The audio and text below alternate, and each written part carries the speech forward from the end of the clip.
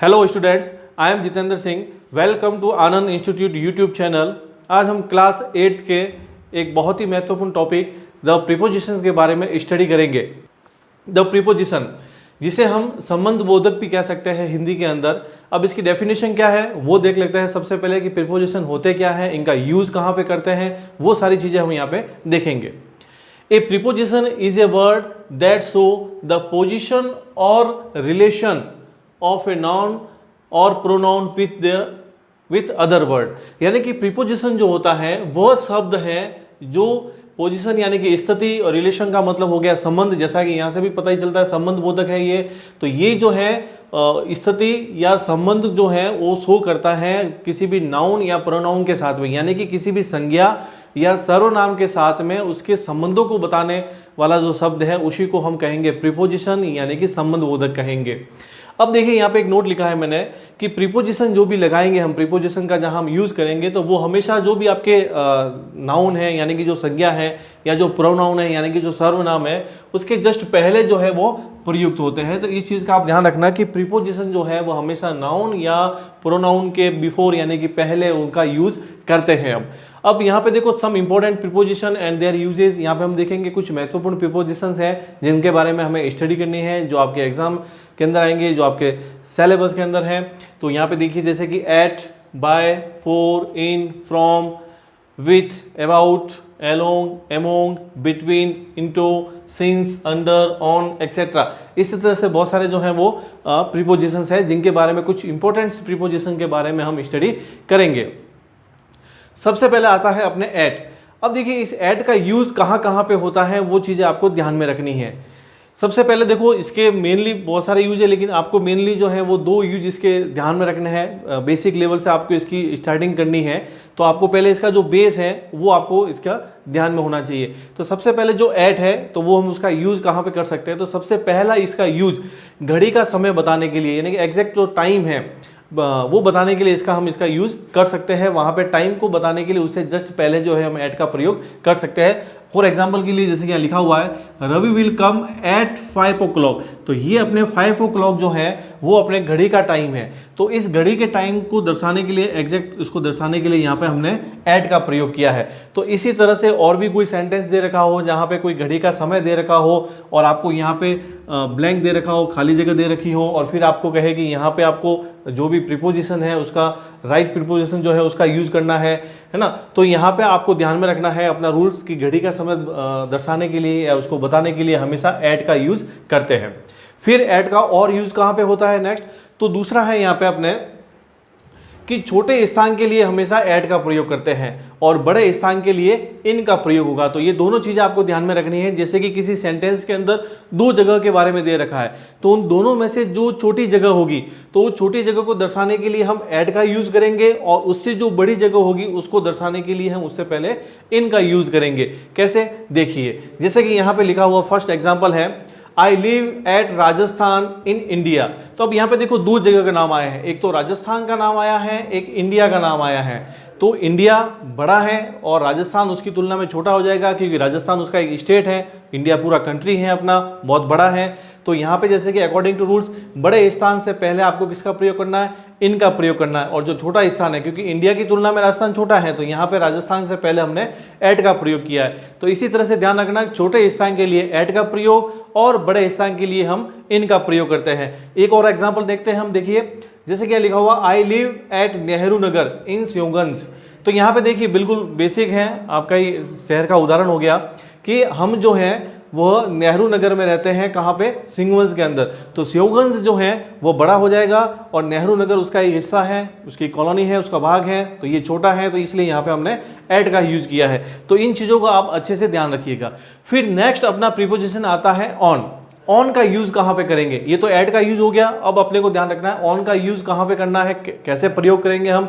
तो देखिए जब एक वस्तु दूसरी वस्तु के ऊपर इस प्रकार से रखी हो कि दोनों की सतह एक दूसरे से मिली हुई हो तो वहां पे हम ऑन का यूज करेंगे। यानी कि दो चीज़ हो, जैसे कि टेबल है, आपके टेबल के ऊपर आप अपना बैग रख रहे हो, आप अपनी बुक रख रहे हो, तो टेबल की और बुक दोनों की जो सतह है जो वो एक दूसरे को स्पर्श कर रही है, टच कर रही है, तो ऐसी स्थिति में उसको दर्शाने के लिए हम वहां पे ऑन का प्रयोग करेंगे।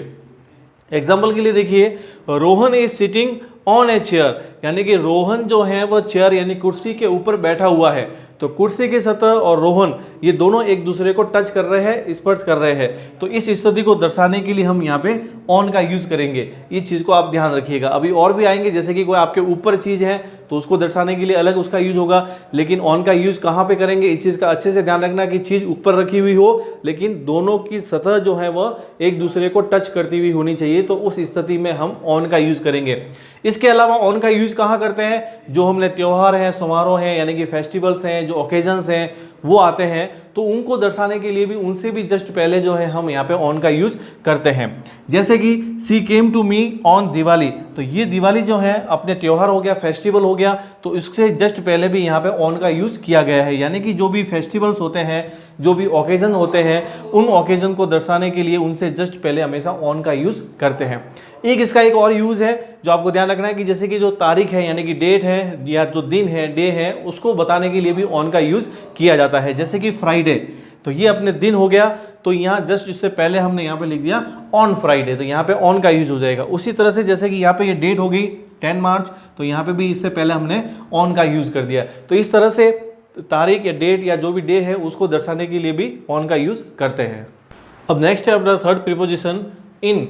इन का प्रयोग कहाँ करते हैं, इन का यूज कहाँ पे करेंगे, तो देखिए इसका सबसे पहले है कि पहले से ही अंदर होने की स्थिति को बताने के लिए इन का प्रयोग किया जाता है। यानी कि कोई वस्तु या कोई व्यक्ति अगर पहले से ही अंदर है तो उस स्थिति को दर्शाने के लिए हम वहाँ पे इन का यूज करेंगे। फॉर एग्जाम्पल के लिए देखिए, my book is in the bag, यानी कि मेरी पुस्तक जो है वो बैग के अंदर है, यानी कि वो पहले से ही अंदर है।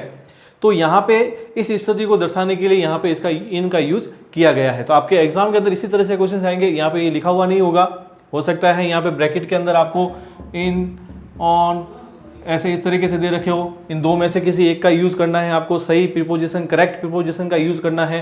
तो आपको इस सेंटेंस को पढ़ के अच्छे से समझना होगा, आपको पता लगाना होगा कि ये सेंटेंस क्या कह रहा है, उसी के अकॉर्डिंग फिर आपको करेक्ट प्रीपोजिशन का यूज यहाँ पे करना होगा। तो हम जैसा जानते हैं कि पहले से ही अगर कोई चीज़ या कोई व्यक्ति अंदर है तो उस पहले से ही अंदर वाली स्थिति को दर्शाने के लिए इनका यूज करते हैं। फिर सेकेंड एग्जाम्पल है, Hari is reading in the room.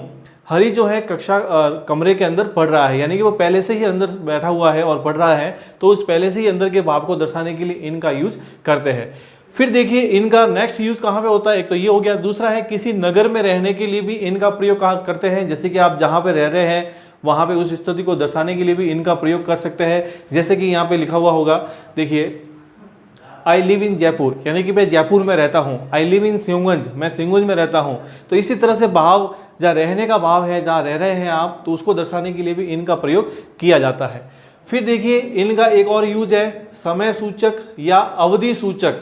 ठीक है ना, अवधि का मतलब टाइम पीरियड दे रखा होगा, एग्जैक्ट टाइम नहीं दे रखा होगा, टाइम की अवधि दे रखी होगी। तो ऐसी स्थिति को दर्शाने के लिए भी आप इनका प्रयोग कर सकते हैं। अब समय की अवधि के लिए अवर्स है, वीक, मंथ, ईयर्स, इस तरह से ये आपको दे रखे होंगे और इन सबको दर्शाने के लिए भी आप उनसे जस्ट पहले जो है इनका यूज कर सकते हैं। जैसे कि he will return in 2 hours, वह 2 घंटे के अंदर आ जाएगा। तो यहाँ पे इनका प्रयोग किया गया है। तो अब यहाँ पे ये जो 2 आवर्स लिखा हुआ है, ये क्या है, अवधि सूचक है। अवधि बताइए 2 घंटे के अंदर। अब कौन से 2 घंटे, 2 से 4 के बीच में आएगा या 10 से 12 के बीच में आएगा, ऐसा कुछ भी इसमें मतलब एग्जैक्ट टाइम इसमें नहीं दे रखा है। केवल इसमें जो है समय की पीरियड ऑफ टाइम है, केवल अवधि सूचक है, ये अवधि दे रखी है आप, तो 2 घंटे में आ जाएगा। अब यहाँ पे ये भी हो सकता है कि he will return in 2 month भी लिख सकते हैं हम, 2 मंथ 2 महीने के अंदर, या 2 ईयर भी कर सकते हैं। तो यहाँ पे ये सारी चीजें क्या कर रही हैं, अवधि को शो कर रही हैं, तो यहाँ पे इसलिए हम इनका यूज करेंगे। फिर उसी तरह से शी वाज बोर्न इन 1987, उसका जन्म जो है 1987 में हुआ था। तो यहाँ पे भी ये समय को, अवधि को शो कर रहा है, तो यहाँ पे भी ये हो जाएगा आपके इनका यूज। फिर अपने फोर्थ आता है नेक्स्ट, इंटो का यूज कहाँ पे करते हैं, इंटो का प्रयोग कहाँ पे करेंगे। तो इसके अंदर आपको 2-3 चीजें ध्यान में रखनी है। पहली चीज तो देखो, शर्त ये है कि एक तो गति होनी चाहिए उसके अंदर, जो भी सेंटेंस है उसके अंदर आप देखना कि गति हो रही है कि नहीं हो रही है उसके अंदर। फिर दूसरा है उसमें स्थान भी, गति के साथ साथ उसमें स्थान परिवर्तन भी होना चाहिए, गति भी होनी चाहिए और स्थान परिवर्तन भी होना चाहिए, या फिर उसमें रूप परिवर्तन भी होना चाहिए। अगर ये दोनों चीजें लागू हो रही हैं उसके ऊपर, तो वहां पे आपको इंटो का यूज करना है। कैसे, देखिए, जैसे कि Sita came into the room, यानी कि सीता रूम के अंदर आई, यानी कि सीता पहले बाहर थी, अब वह अंदर आई है, तो जाहिर सी बात है वह गति करते हुए अंदर आई है। स्थान में भी परिवर्तन हुआ है, पहले वह बाहर खड़ी थी, अब वह कमरे के अंदर आई है, तो दोनों चीजें हो गई है। देखो यहाँ पे गति भी हो रही है, सीता अंदर आ रही है तो चलते हुए आ रही है, गति करते हुए आ रही है, ठीक है, और उसमें स्थान में परिवर्तन भी हो रहा है। तो ये दोनों चीजें जब है तो वहां पे हम इंटो का यूज करेंगे। फिर एक और एग्जांपल है, देखिए, you jumped into a river, ठीक है ना, तुम नदी के अंदर कूदे, तो जैसे कि आप पहले बाहर खड़े थे, फिर आपने नदी के अंदर छलांग लगाई है, आप कूदे हैं उसके अंदर, तो ये गति हुई है, पहले बाहर थे अब आप अंदर की तरफ गए हो। तो ऐसी स्थिति को दर्शाने के लिए भी इंटो का यूज करते हैं। एक इसके अंदर मैंने बताया था रूप में परिवर्तन अगर है हो रहा है, ठीक है ना, तो वहां पर भी आप इंटो का यूज कर सकते हैं, करते हैं यहाँ पे। तो इसमें देखो थर्ड एग्जाम्पल जो है वह इसी के लिए है, the ice turn into water. Ice का मतलब हो गया बर्फ, टर्न इनटू वाटर, यानी कि बर्फ जो है वह पानी में परिवर्तित हो गया, पहले बर्फ था अब वह किस में परिवर्तित हो गया है, वाटर में परिवर्तित हो गया है। तो इसके लिए भी जो है हम यहाँ पे इनटू का प्रयोग करेंगे, क्योंकि अगर रूप में परिवर्तन हो रहा है, देखो आइस था, अब ये आइस पूरा का पूरा इसका रूप परिवर्तित हो गया, आज आइस किस में टर्न हो गया, वाटर में परिवर्तित हो गया है, तो रूप परिवर्तन हो रहा है, तो वहां पर भी हम इनटू का यूज करते हैं।